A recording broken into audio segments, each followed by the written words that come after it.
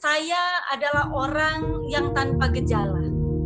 Saya yang membawa virus ini sampai kena pada suami saya yang berakibat fatal.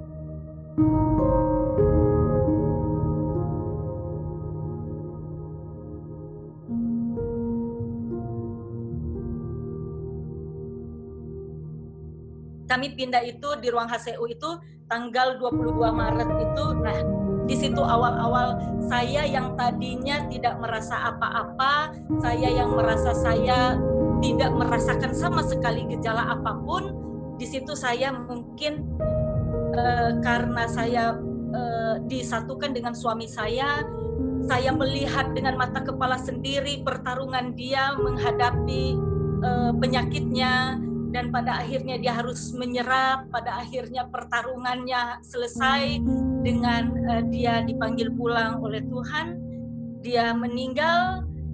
Itu yang membuat saya mungkin sebagai manusia yang dalam kelemahan tubuh beberapa minggu menjaga merawat suami, kurang tidur, kurang istirahat, saya lemah, saya akhirnya ngedrop saat itu.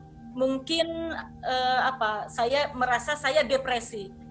Saya sempat marah sama perawat, saya sempat marah sama dokter, saya sempat teriak-teriak sama mereka, saya menyalahkan mereka, saya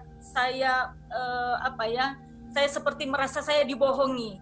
Kenapa tidak berterus terang sama saya? Kenapa saya harus seperti dikurung di satu ruangan? Kenapa saya harus menyaksikan penderitaan suami saya? Waktu itu kami adalah pasien pertama di rumah sakit itu yang pertama dinyatakan positif. Suami saya pertama kali meninggal yang positif di situ. Saya juga pasien yang pertama kali dinyatakan sembuh. Di situ saya merasakan bahwa dalam ketidakberdayaan saya, dalam kesendirian saya, dalam kedukacitaaan saya tidak ada anak di samping saya, teman-teman tidak ada yang bisa mungkin menemani di saat-saat saya merasa kehilangan. Saya hanya berpikir, ya satu-satunya yang bisa menolong saya adalah saya mohon pertolongan Tuhan. Saya harus sebisa mungkin tidak depresi, jangan stres, karena itu pasti akan membuat imun kita turun, fisik kita ngedrop. Jadi itu yang dijaga. Saya makan, berusaha untuk terus makan, walaupun rasanya semua makanan yang masuk itu semua rasanya itu sama.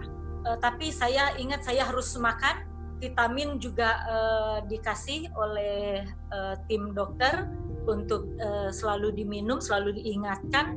Kalau saya demam, saya hanya diberi paracetamol waktu itu.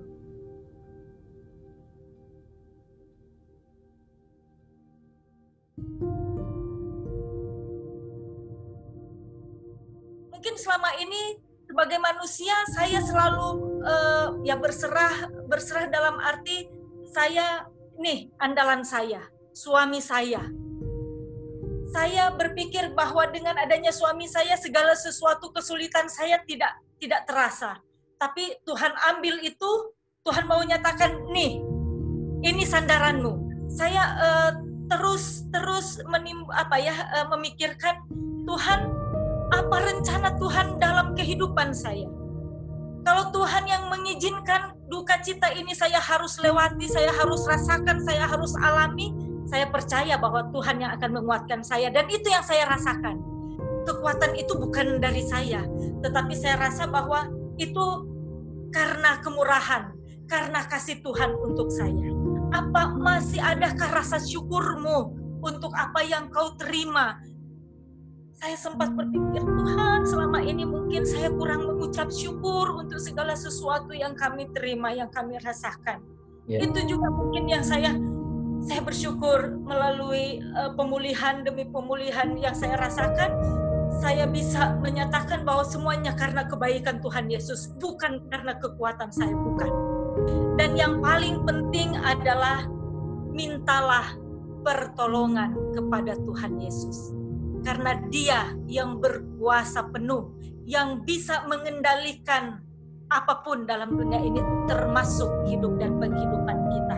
Sekalipun dalam duka cita, saya harus bangkit karena saya tahu, saya percaya bahwa Tuhan punya rencana, Tuhan punya rancangan yang indah untuk saya.